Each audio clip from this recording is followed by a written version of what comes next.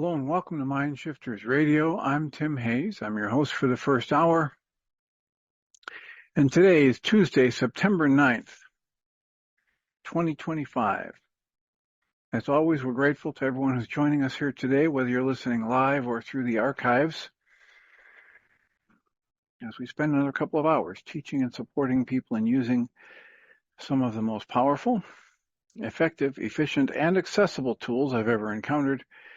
These tools are available absolutely free through the tireless efforts of Dr. Michael and Jeanie Ryce on the website at whyagain.org. If you go to that website and click on the two words that say Start Here in the upper left-hand corner, it will take you to a page where you can download and read Chapter 24 of Dr. Michael Ryce's book.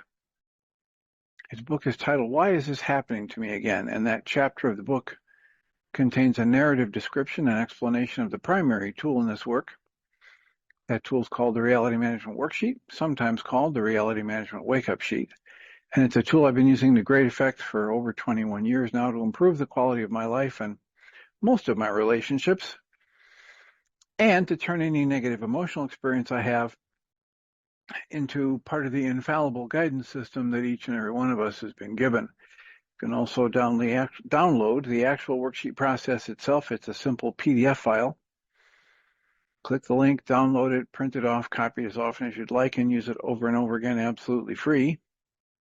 You can also download from that page a host of audio files of shows like this one where people have been stepped through the worksheet process. And if you choose to listen to them even repeatedly, they can serve as a powerful tutorial for you to help you get maximum benefit from these tools in the shortest amount of time possible. You can also go to your app store and type in the three words Heartland Aramaic Forgiveness, and if you choose to do that before you're done typing the word forgiveness, you'll see the glowing heart icon. If you tap on that, it will let you download a completely free and private app that contains the Reality Management Worksheet. It contains an abbreviated version of that worksheet process, and it contains a copy of the Dragon Klingon game, which is a wonderful way to introduce these tools to even younger audiences. We hope people do all of that soon and often, primarily because it tends to improve the quality of people's lives the more they actively apply these tools in their lives. And secondarily, because it tends to prompt comments, questions, answers, and testimonials. If you have any of that to share with us, please do so. You can email me at tjh@mindshifters-academy.org, or you can email Jeanie at jeanie@whyagain.org. That's whyagain.org. And if we get a question or a comment or feedback from you, we'll address it on the internet show, and then as time allows, send you a notification about what day and time that occurred, so you can listen back to the archives for your feedback or input. Alternatively, if you want to join us live, you can go to zoom.us, and you can either call one of the numbers they have on their phone list, or you can open up a browser window and type in the meeting ID number 853-2357-4173. That's 853-2357-4173. And if you do that, then you can listen in. If you call on the phone, you'll be muted, and you can use the toggle of *6 to mute and unmute. If you're on doing it through your PC or your browser or your phone, on Zoom, you'll be able to unmute and talk, or type in the chat room, or even show your smiling face if you're so inclined. So we have plenty of time for comments and questions. In my preparation for the show this morning,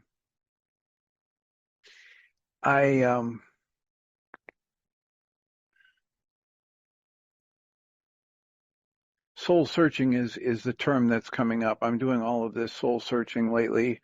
It's not anything new for me. It seems like it's how I've been living my life since I was 8 or 9 years old. And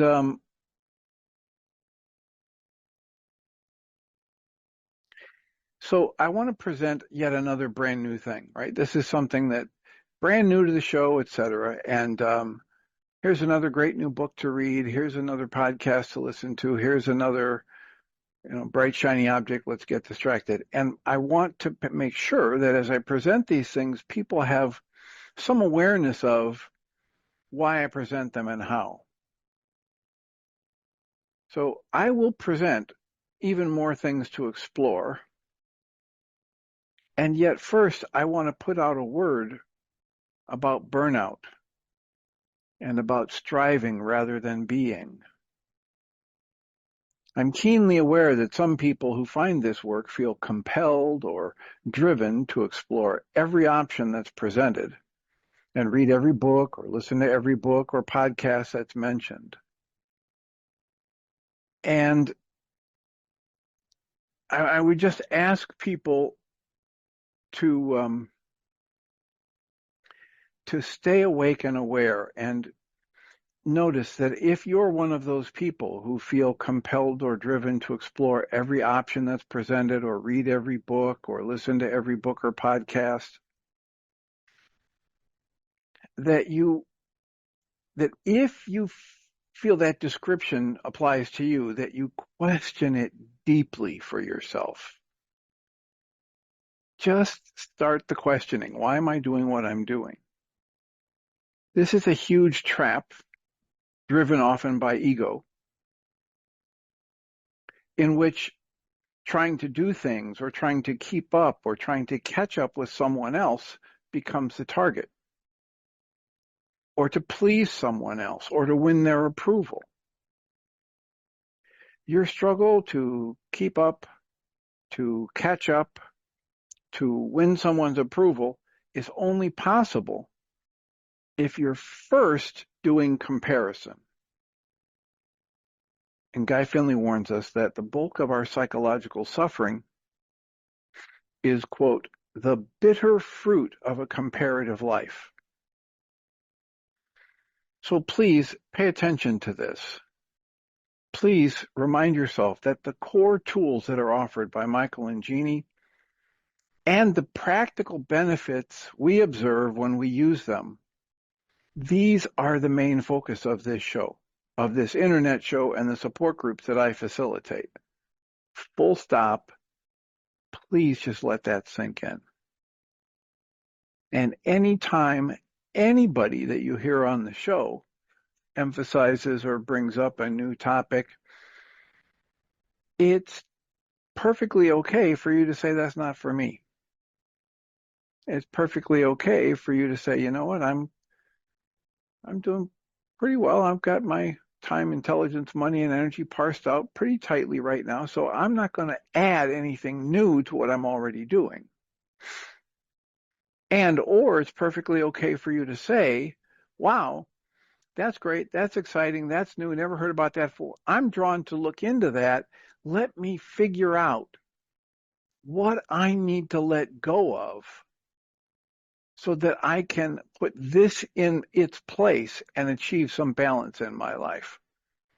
That story, the theme of that story, is woven through several of Guy Finley's stories where he talks about a good parent who's dealing with children. And in the one story, it's he has these 3 daughters, and as they come of age, he gives them each a cedar chest. And the cedar chest, when they're small, it's a small little chest, and it's where they put everything that's really valuable to them. And they got to make sure that it's all put away at night and it's not left out. So all these lessons about taking good care of your body and your physical belongings and, having things in balance. And the story goes that this man had 3 daughters, and the youngest of which finally graduated to the point of getting a full-size cedar chest, and she was very much into painting and drawing, and so her chest was full of, the easel and the papers and the inks and the chalks and all of this. And one day she came to her father and said, Dad, I have had this, years now where all I've done is drawn pictures of horses, and I've gotten really good at it, and one of them, won a prize, etc. But now I have this urge to actually get my own horse. And in preparation for that, I want to get my own saddle. and I saw one down at the saddle shop, and so the father, being a good father, says, okay, and we need to help you get the chores in place that you'll do to earn the money to buy the saddle, but we also need to clear space out of your cedar chest so there's place for you to keep it. Well, I don't want to get rid of any of my old drawings, any of my old artwork, any of my old equipment. And the battle goes back and forth between the very loving parent and the child who doesn't understand that the law is, if I'm sitting here with my hands and arms full of stuff and somebody comes to me with the greatest gift in the world that I could ever receive, I'm going to have to let go of something. My hands and arms and brain are already full of something else, like Michael Ryce talks about. If the spots on my 9-bit mind are all full of things that lead me to a conclusion of anger or fear or justification for my anger and fear, then there's no way for me to see the situation differently. So it's perfectly okay as you listen to a show like this to say, hey, that's great, I'm going to try that too. And if you're not looking at your life energies and your balance, you could be setting yourself up for striving rather than being, and you could be setting yourself up for burnout and overload.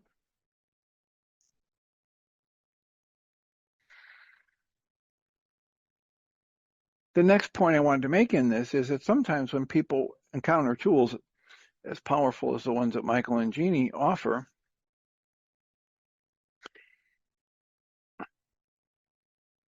sometimes people rush to the conclusion that it's simple.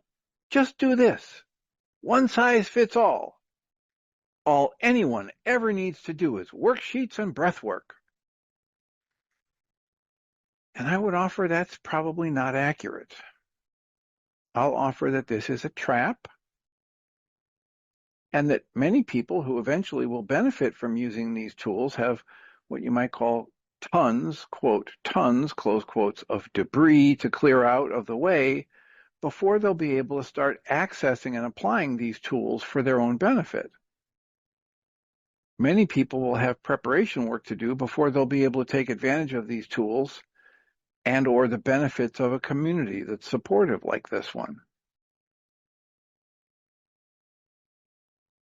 And so what might that look like? Well, some people might need to figure out what this fawning response is that Ingrid Clayton's new book is about, supposed to be released today, right? And we'll see if it gets released and shows up in my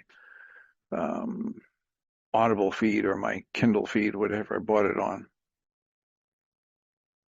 And it might be that unless I become aware of some of the dynamics that Dr. Ingrid Clayton talks about and start resolving them or figure out the roadmap for resolving them, unless I do some of that, I'm not even going to be in a place where I can let anybody else in or soften enough to spend more of my time on things like the Reality Management Worksheet tools or the targeted journaling that Michael calls the mind shifter, etc.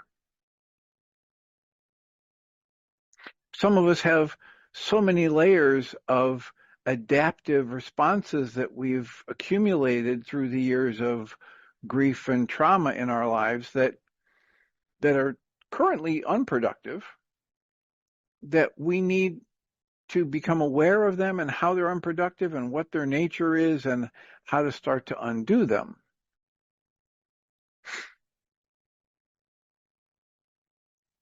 So I wrote here, there are many people who are completely unaware of their patterns, completely unaware of their own dishonesty. So much so that they can seem to be encased in 4 feet of steel-reinforced concrete. Those people may need to stumble across information and insights offered by people like Michael and Jeanie and Liz Gilbert and Glennon Doyle and people like that dozens of times before the concrete begins to crack. So please, above all else, take full responsibility for yourself and any tools you choose to apply. And please spend some extra energy discerning what is motivating you and monitoring your own energy levels and your own truth levels, capital T, truth, so that you can redirect yourself if you're seeing signs that you're headed for burnout or for crashing. So the thing that I would present is that Glennon Doyle has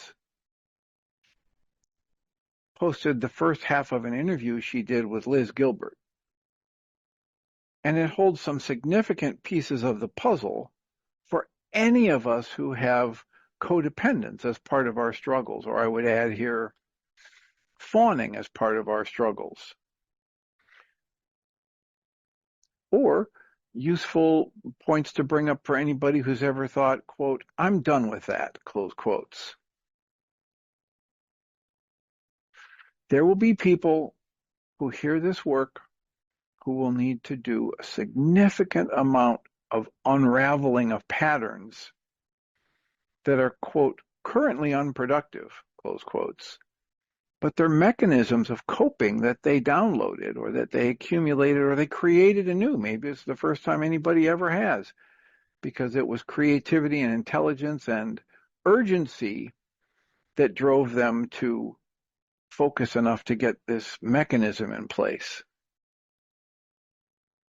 And they may have to resolve significant levels and layers of those kinds of coping mechanisms before they're even able to, quote, see, close quotes, or, quote, hear, close quotes, what these tools have to offer.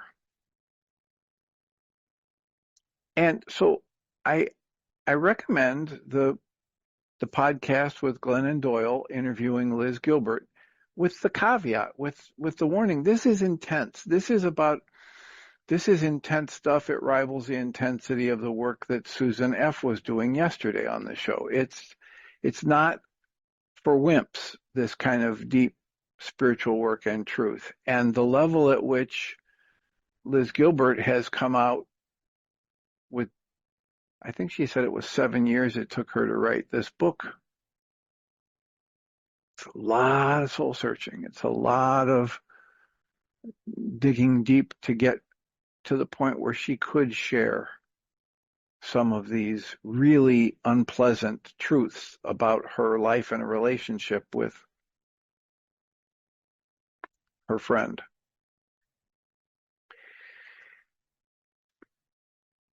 So that's my offering. Please pay attention for yourself about your own energy levels and about what works and doesn't work for you, and understand that none of us can read every book. None of us can watch every movie and listen to every podcast. None of us can be experts on every field that we ever discover. And we don't need to. I mean, that's the good news. Only the ego says I need to. Only the ego says I need another degree. I need another licensure. I need another authority figure to tell me how great I am before I go out there. And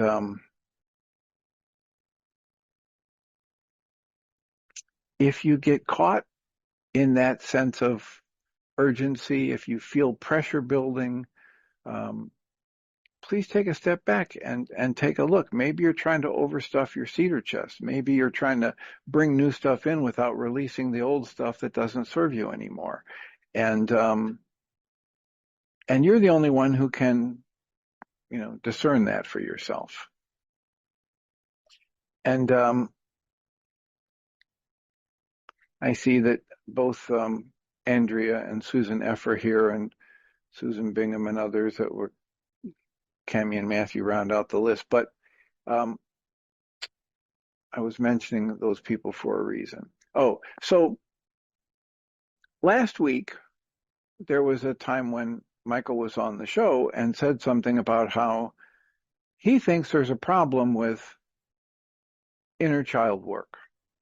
And I just wanted to come back and revisit that briefly, because in the original event, when we brought it up, Susan F. said she didn't hear that from Michael. And so I went back and took the time to do a manual transcription of that of that portion of the episode that was September 3rd, from 26 minutes into the interview or the show to 28 minutes and 30 seconds. So just 2.5 minutes of talking. And so the essence of it that I want to communicate to people is this, in my opinion, was just Michael talking about something, basically inner child work, that Michael doesn't know very much of anything about. And he had, at the time he made the statement, some inaccurate assessment of what inner child work was about. And he assumed that it was focused around separation. And this is what the quote of what he said. Quote, "There is a bit of a challenge, at least as I perceive it, in the arena of inner child work." There's a little pause, and he says, "and so," and there's a little pause. He says, "when you are doing these mind shifters," he was talking to maybe Andrea at the time, "I would invite that inner child to fully come out and to be fully integrate it." Now I'm just giving you the quote, so it doesn't always grammatically hold tight, but he says, "You know, if I'm talking to my inner child, I just created another separation, me and my inner child." Now, Michael Ryce's own teachings would have him say, if somebody else said that 10 or 15 years ago, Michael might have interrupted them and say, "So what you're saying here is that if you said those words, that's what it might mean for you." Right? So Michael is telling us the content of his mind is coming out of his mouth. And he thinks that if he talks to his inner child, he will be creating a separation and that he will be distancing himself from whatever the inner child went through or is still feeling. And then he goes on, quote, "Whereas the truth is, if I'm in pain, it's not that there's an inner child in me that's in pain. I hold a thought disorder from my childhood that's still operating in my mind. And my take is, as long as I put that on my inner child, then that's a way I can kind of be at arm's length from it and distance from it rather than fully embrace it." So that was the content that got laid out. That was the trigger for me to say, oh my gosh, Michael's attacking the work I do with people, et cetera. So it led to probably over 10 worksheets. I've shared at least 8 of them and the content. And so I got to the point where I could dismantle any emotional upset I might have about this. And it became much more clear to me, essentially, Michael's just talking about something that he doesn't know anything about, and he's talking about it as though he's an expert and he's got a fix for it. Delightfully so, the fix he has is exactly what inner child work is all about. Is the integration of the parts. It's the introducing one to the other. It's the helping these individual motivations or perspectives or positions or parts or people within us. It doesn't matter what we call them, but to help them reconcile that they're all just trying to help the individual thrive. Sometimes just survive, but then eventually thrive. And so I bring it up now is just to say, inner child work, depending upon which practitioner you fall in with, might be a really useful augmentation to the power person dynamic and the reality management worksheets and the breath work and the mind shifter. So please, if you were one of those people who heard Michael say that and decided, I have to question or throw out any work I've done about my inner child work, which many people find really beneficial, just understand that's not the case. If it's working for you, keep using it. There's no big La Brea tar pit out there that's going to snare you if you get into inner child work. And yet, not all inner child work is the same. So please keep your radar going, keep your spidey, tingly senses on alert, because you could easily fall into the interactions with somebody who's got a really good, powerful technique, but Guy Finley talked about with one of the people he was at an ashram in India he was about to enter, and some wise old man pulled him aside and said, in that ashram, they've got honey on the tongue and poison in the heart. So it's possible that you run into somebody and they're going to do EFT tapping or internal family systems work from Dick Schwartz, really solid tools, but they might have nefarious motivations because of their own unresolved wounds, etc. So take full responsibility for yourself and your healing and which tools you decide to use. And the part of this, public service announcement is keep extra energy tuned into where you carry your levels of stress and frustration and exhilaration and all of those things. So if you're headed in a direction that's going to lead to burnout, you can redirect yourself. Susan, you've shown your Yes, face. What's up? I have. First of all, thanks for coming back to that around to the inner child. So there was absolutely no charge for me on that when I heard it, because I do inner child work and it's been so beneficial in my world. Zero charge. I just listened to it again and it made sense what he said because I know the process I went through. So it all landed actually. So that was good. So thank you though for coming back for anyone that may, think, oh my God, I can't do that now. And I really appreciate you holding me through the moments that you have to help me find places I couldn't find on my own. And to the burnout, were you in my mind? I didn't want to let you know that. I thought I'd cleaned off all my footprints. I I think vacuumed, I dusted. I thought I'd, hidden the trail. But I yeah, think you were in my meditation this morning, I swear, because everything you're saying is it's like I'm like, what the hell?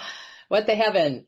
What the heaven? He's just walking right alongside the content of my own mind. So I appreciate that.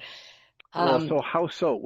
What parts of what I was just discussing were well, I can tell resonating? you, it just came into my awareness this morning. I've been learning since 1994, consistently learning, and whether even, working full-time jobs, but always studying.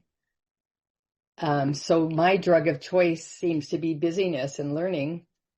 So, yeah, and so I have, that's going to be something to unravel for me to find that. And even with what happened yesterday, I did quite a few, um, the worksheets and lots of, obviously getting this level of awareness is being revealed because I must be all tied in.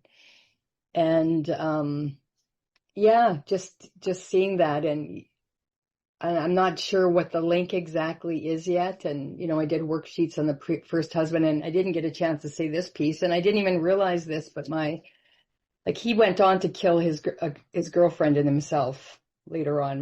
My first husband did. So there's an element, I don't know about proving, or I got to be prepared. This, Okay, can I this, ask you to take a breath here? Because this isn't so much about you, but this is about our community. Can I ask you okay, to take a breath or two? okay, And I'm asking you to just slow down and take the breath so there's less space in the air right now for what's been said. So we can acknowledge to the community that you just laid out this hugely intense piece of information mm, and just skirted right by it. And I have had the experience over the years of doing this kind of work that if yeah, there's this many people hearing that, it's pretty near impossible that there isn't even one person who heard that didn't get a psychic or an emotional thump. mm, Now, in the moment that it happened, I didn't want to interrupt you by saying, I'm sorry you went through that. yeah, Or, like Michael likes to say, I want to apologize on behalf of all men, or, one of those, universal statements. But it wasn't long after you said it that I found myself coming back to it. I'm like, okay, I better trust this. I better slow this down and just say to the community, take a breath. If you know EFT tapping, you do some EFT tapping.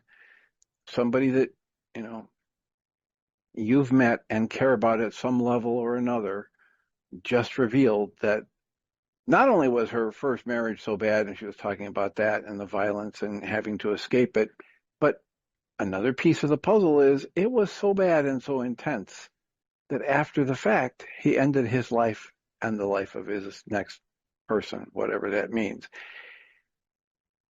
It, from everything that I understand about the way we are as humans and the attachments we form, all of those are potential deep psychic disruptions for you or anybody who cares about you who hears about it. So I just want to leave a little space here and Right.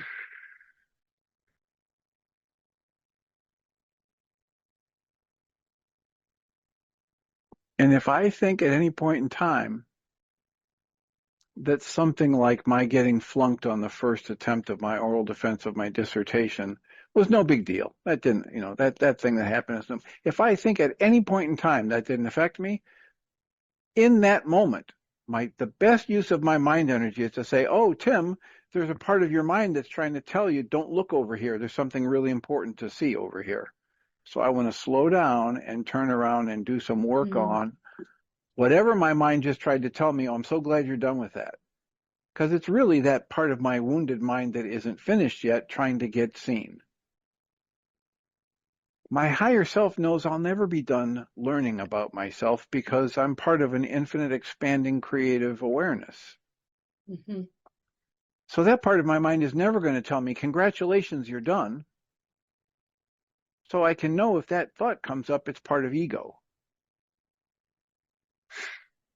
So I just want to acknowledge you for having been through that and for being willing to continue to look at what energies you might have downloaded around something like that and use our bottom line observation number 10 that says if I have a negative thought active in my mind about myself or somebody else or a negative emotion active in my mind, I can instantly know three things. The first one is it's a lie, or if it's a wonderful complex logical structure that leads to this conclusion, if the conclusion's negative, it's built on false premises, so it's not going to hold together.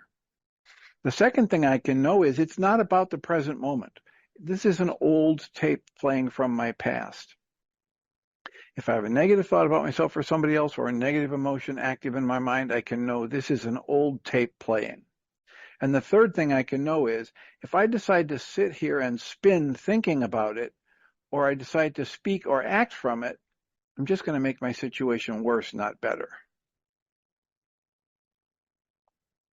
So thank you for letting us know that you've been through some of these ultra intense experiences in life.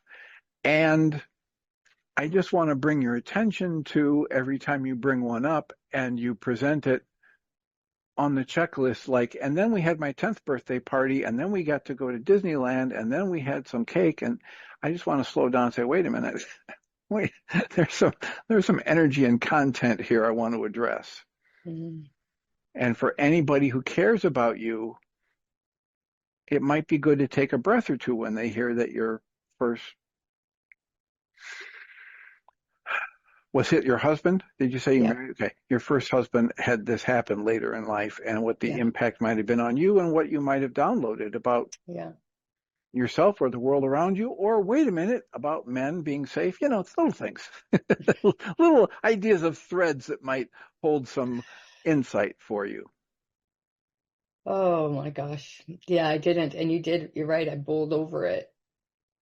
And Well, as we're sitting, I I've can been feel, I've yeah. been bowling. That wasn't bowling. That was blasting past. That was you were in your Tesla at 120 miles an hour and you didn't even take your foot off the gas. So It did get, at least I did a worksheet I found and I was outside with my kitty cat and I'm like, wait a minute. That came through was, okay, I almost died and I knew I would have died that day. I just, you get these knowings and by the grace of God, I didn't. And then I thought, wait a minute. Then fast forward when the act happened with the woman and then himself, I'm like, that could have been me. That's what, that was my thought. That's what I did the worksheet on. that could have been me. That was my thought. So, but there's obviously, and then as we're speaking, I feel this might be related to busyness as well. I'm not sure yet how this all is revealed, but this, yeah, because I left the marriage in 94, or when this all went down, and then I've been studying ever since, been learning ever since. Yeah. Okay, so I interrupted just so we could just take a breath and not miss. Wow, wow, that's intense, and wow, that probably feeds a lot of the men aren't safe, Mm-hmm. and and there might be something for you in just the slowing down and noticing how fast you blasted past that. And I just Mm. flashed on the idea that my father's father died when my dad was 6 years old. And my sister's son died when he was 10 and a half. Mm. And both of these people, my dad and my sister, handled their process around losing a father on the one hand and a son on the other very differently.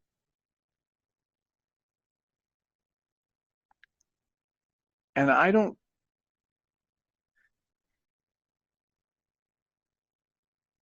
know the best way to handle that, I don't know the way. There is probably not a one way to deal with the energies, the emotions, the griefs, etc., that come up from something like that.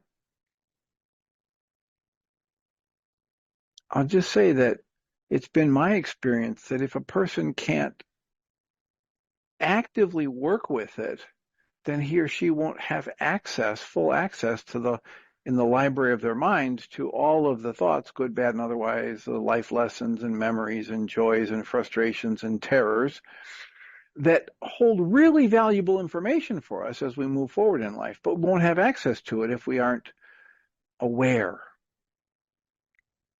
And there's just something about your blasting past that with a quick mention that screams at me, awareness, Mm. awareness, awareness. Yeah, I think it's a key. My father's life was shaped by what happened around his dad dying. My sister's life was shaped around what happened with her son dying. Um, I would imagine your life has been shaped in ways by that news about your ex-husband's demise. You know what? When I heard, I blew right past it. I was about to do a presentation for the executive team at the company I worked for. My husband at the time, my Duncan, who's the previous husband, phoned me and it was all over the news. And he told me, and then hung up the phone and went right back to the dinner and did my presentation. And I don't think I've ever processed it.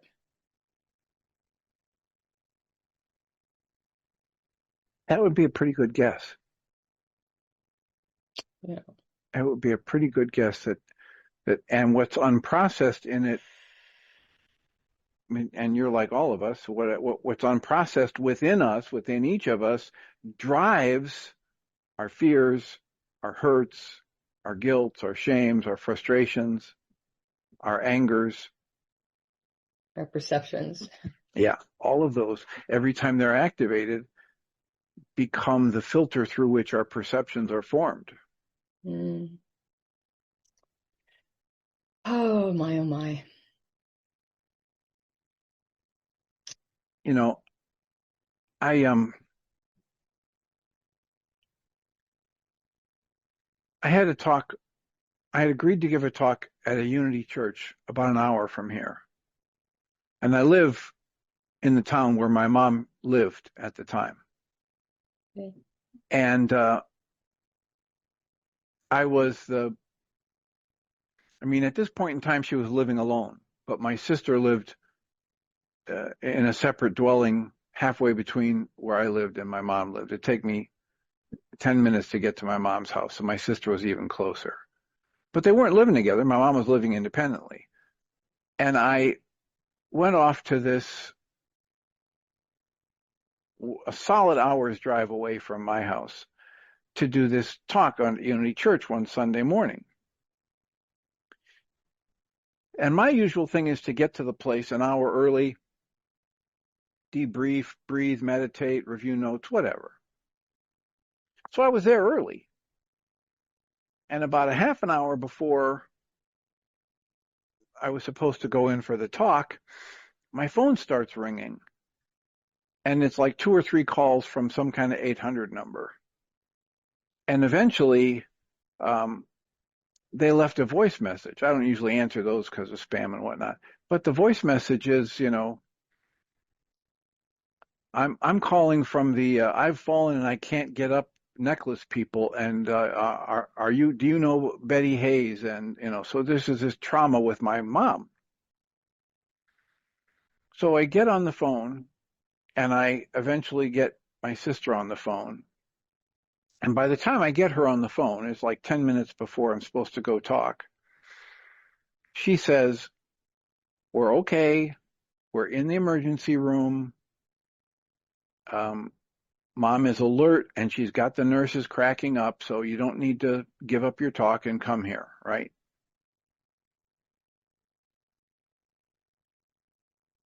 Care to guess what the title of my talk was that I had pre-arranged and put out in their publication? How to be okay with whatever happens in your life.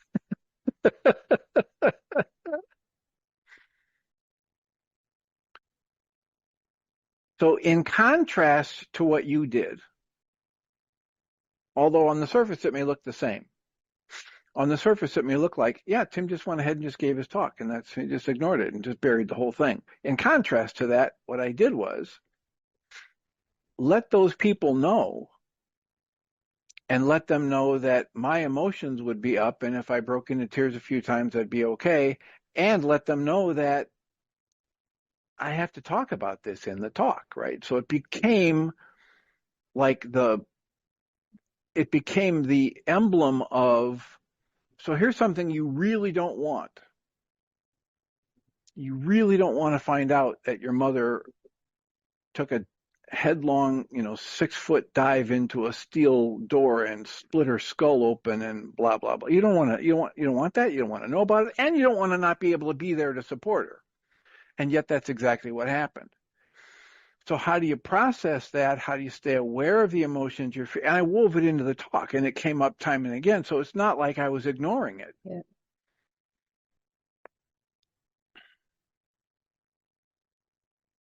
And I don't know what you need to do to process that even now, but I'm glad that you have access to these tools, because there are several that would be of benefit here. Yeah, we'll continue.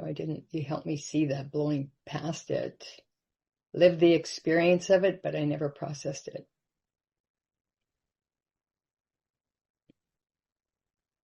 Yeah, I can see now, like the Rolodex is going just flew right past it, and it's very interesting. My learning, like my focus on learning, yeah, is actually after I left the marriage, and then the event happened in 2010 when he took his life, his girlfriend's life, and then himself. So, okay, well, you gave me more grist for the mill. Okay, I did that. And in the process of doing that, I interrupted you. Do you have any idea what you were trying to talk about or where you wanted to go with that? No, I just wanted to, initially at the very beginning, my intention was to say thank you about my busyness that grew in my head, and then how I got deeper foundation yesterday after doing the work and more worksheets. And then it just revealed that piece. That was a piece that came out when I was sitting outside. Wait a minute, that could have been me. And then there was lots of tears that came with it. Yeah, a lot of tears actually. I did, probably 10 worksheets, but there's layers there. I can feel it right in the core of my heart. This grief that you said, or that you mirrored. There's stuff there. So this is what's up. So I'll trust the process, and thanks for everybody's support as I blew past that. And yeah, I didn't even realize the impact. You're right. If I heard that, someone said that in my setting, I would be like, holy cow, that's a Somebody that big, you care about, right? yeah. Somebody that you've been investing emotional support energy in. And I didn't even realize that just the way it came out. It's like, oh, well, matter of fact, but on the other side of it, thank you for presenting it that way. Because then I can, wow, if I heard that, I would want to be support and compassion and all those things. So I get to give that more deeply to myself. Yeah. and So what yeah. you and you brought that up as you were trying to talk about, I had asked a question about, so what did you find resonant in what I was presenting about the burnout work or the, stretching yourself too Yeah. thin, or that's what you were starting to give an answer to when that little piece spilled out. And that's because there's a link there. I don't have the exactly, but that coming in there, that's a clue of what that exactly looks like. We're talking about burnout and driven, and it's all around the whole dissociation that we talked about yesterday. That's Okay, what so this so is. all right, so just look at this from this perspective, and it's just for you to explore. It's not like, oh, we've Hmm. got the answer, but you can start Yeah. exploring. So here's something that's really intense. Hmm. It's a loss. It includes a previous relationship. It includes suicide and homicide. It includes uh, every bit of uh, content that would be needed to resonate some of the deepest traumas you've downloaded in your life, right? Hmm. And it comes up, and it's in the category, it's in one of those boxes I've labeled, don't look here, just blow past this, right? So you blow past it. And what do you do? I mean, you've been talking about, and you talked about it yesterday. What's one of your primary coping mechanisms? I'm going to go take another class. I'm going to go learn something else. I'm going to be empowered. I'm going to get my shields in line. I'm going to get, I'm going to become part of Space Force. I'm going to get another certification. I'm going to be the most protected and protective person on the planet. And your primary mechanism for that is accumulate stuff in the form of knowledge. Knowledge, exactly. Yeah, that is very true. Oh, yeah, I can. Yeah, So, my so, so just physiology is. so just breathe and pay attention to your physiology because I'm called to share a Guy Finley story with you here. So Okay. here's a story about a young knight in a kingdom where there's an evil wizard who has kidnapped the king's daughter and hidden her away in a tower. And the evil wizard has found a way to show up in the minds and even the dreams of the inhabitants of the kingdom, and has chosen the scariest image that he's found that works, to strike terror in the hearts of the villagers. And it is the picture of a dragon's mouth, a maw. And the weird thing about it is it's got these tiny little arms, like, they eat on airplanes with, or like a Tyrannosaurus has. But it's just massive. It's mostly just the head and mouth. And the teeth are of flames. They're massive, and they're flaming teeth. And this maw, just gaping maw, just chomping. And it shows up in people's nightmares, and it shows up in their minds when they're doing arguments with people. And it's out in public, and it grows larger from time to time as it is in front of the tower where the princess is being held captive. And person after person has decided to answer the king's call because the king says, half my kingdom will be yours if you rescue my daughter. And Guy Finley talks about how, listen, all of these stories are spiritual stories, and every character in the story represents a different part of you. So Sophia, the wisdom, the young princess, represents the true connection of wisdom within you, and the king presents another thing, and the wizard another aspect of you. So here's this young knight. He decides to go up against the dragon to rescue the princess, and he's done everything he knows to do. He's come in from the top and the side and the back. He's tunneled in. He's tried flame retardant armor and weapons to hit from afar, and nothing works. And he's standing out in a park, exhausted, and he's looking, and this massive dragon maw with fiery teeth is looming not too far in the distance. And all of a sudden, a good wizard appears on a park bench next to this young knight. And he asks the knight, "How you doing?" And the knight says, "Not too good." And the wizard says, "Yeah, I know."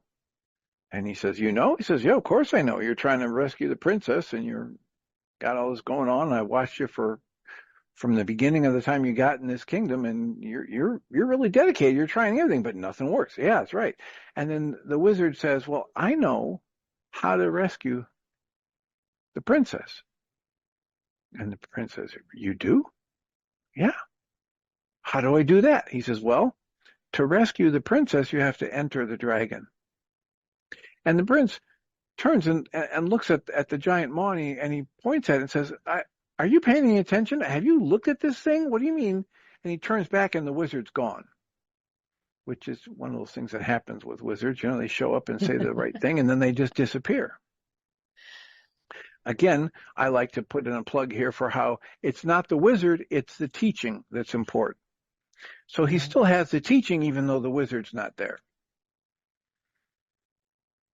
And now he's at that crisis point where he can't go back. He'd like to run away, but his feet won't even take him. He's kind of rooted in the present moment there, and he'd like to run away, but he can't. And he decides to go ahead and enter the dragon. But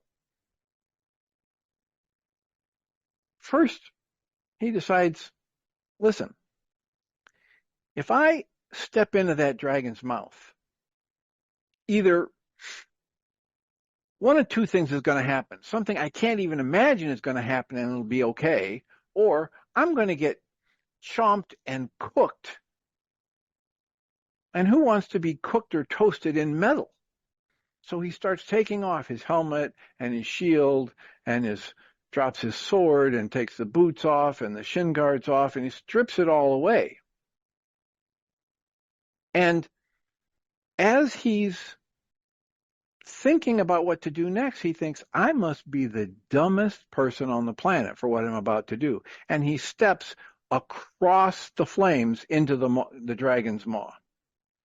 And instantly, the dragon's maw disappears, and he finds himself at the foot of the tower where the princess is. He goes up and rescues the princess, and the kingdom is united, etc. There is no way for you to be safe in this world.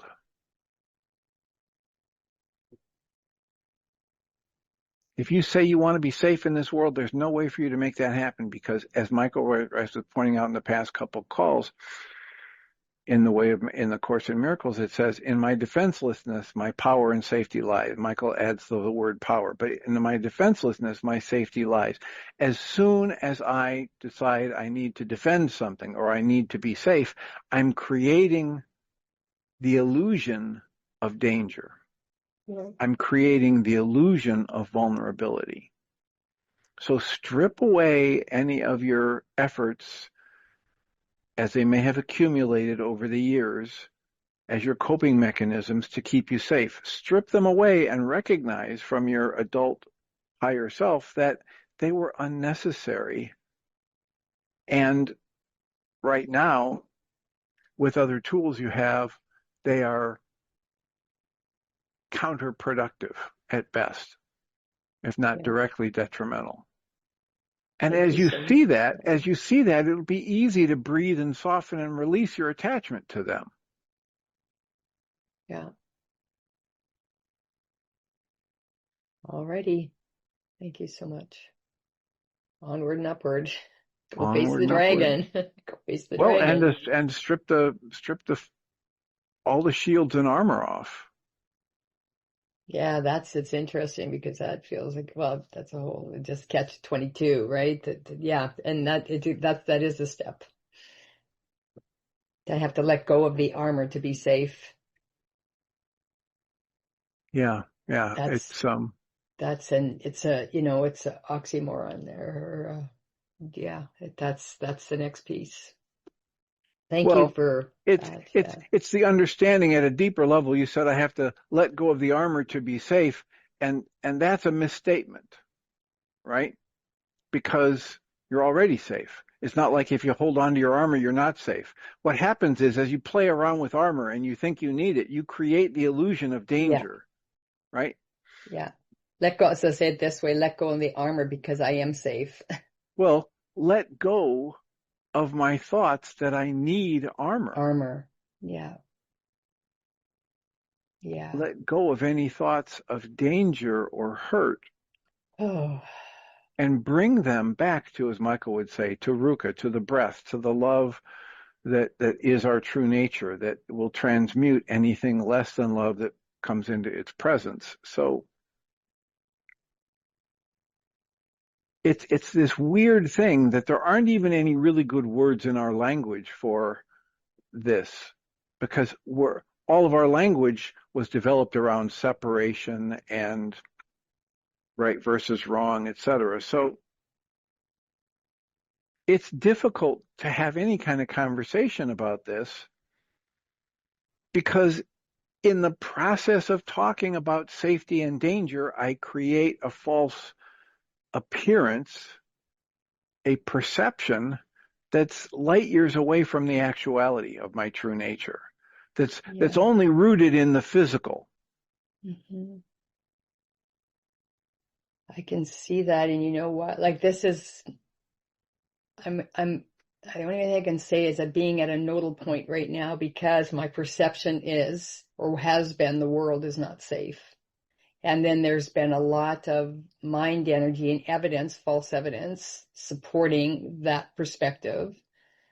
So now I'm aware it's my mind energy because I had fear in my own field and everything that this pattern is created. Yet the human or the perception still is the world's not safe. And behind that perception is the truth that I was always safe.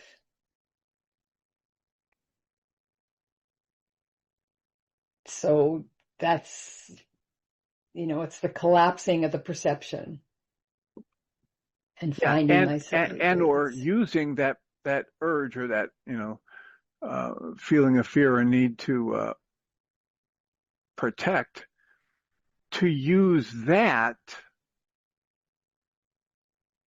as an impetus for me to do another round of the tools, right? To redirect Mm-hmm. myself into the goal canceling or the journaling, which will lead me down these other paths that the logic won't be able to reveal to me. Yeah. So rather than beating myself up every time I have this defensive approach or I realize I got triggered, I just say, oh, there's a good opportunity for me. Here's my system trying to let me know I've got more worksheets or tapping or breathing or goal Yeah. canceling or disassociation to do. It. And I just realized right now, knowledge has been protection for me. Yes. That's making that so worksheets. I'm writing these thought forms down. So Yeah. And it's been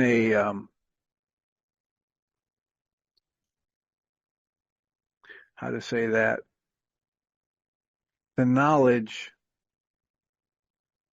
you have come to believe that knowledge is a protection for you. mm-hmm. Yeah, true. And it's a false belief, easy enough to understand how that could happen because you make the false assumption that you're in danger. Mm-hmm. Because in that moment, you're not even aware that it's ego speaking. You think it's your true nature speaking. Yeah. Thank you. Thank you. Thank you. Thank you. Thanks everybody for just holding space for me as I navigate this piece. There are some notes in the chat room you might want to take a look at from Sally. Okay. Comment about pseudo solutions, favorite quote, defenselessness. Thank you for that. Nodal point, new term. Yeah, to me, nodal point is just, it's a position for me to make a change.